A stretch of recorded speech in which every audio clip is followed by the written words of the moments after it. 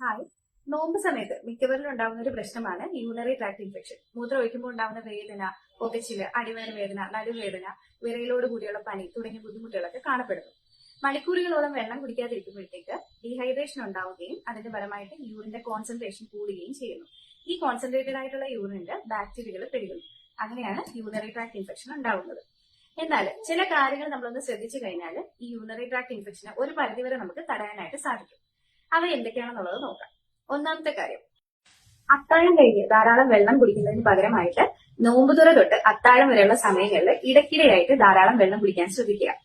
രണ്ടാമത്തെ കാര്യം, ഭക്ഷണത്തിൽ ധാരാളമായിട്ട് വാട്ടർമെലൺ, കുക്കുംബർ, ക്രെയിൻബെറീസ്, ഇളനീർ തുടങ്ങിയവ ആഡ് ചെയ്യുക. ഒരുപാട് ഉപ്പും എരിവും കുറയ്ക്കുക. മൂന്നാമത്തെ കാര്യം, യൂറിൻ ഹോൾഡ് ചെയ്ത് വെക്കാനായിട്ട് പാടില്ല. അത് ഇൻഫെക്ഷനെ കൂട്ടുകയുള്ളൂ. നമ്മൾ വെള്ളം കുടിക്കുന്നതിനനുസരിച്ച് മൂത്രം പുറത്തേക്ക് പോകുമ്പോഴത്തേക്ക് യൂറിനിൽ കെട്ടിക്കിടക്കുന്ന ബാക്ടീരിയകൾ പുറത്തേക്ക് വരികയും അതിന്റെ ഫലമായിട്ട് ഇൻഫെക്ഷൻ കുറയുകയും ചെയ്യും. തുടങ്ങിയ കാര്യങ്ങളൊന്ന് ശ്രദ്ധിക്കുക.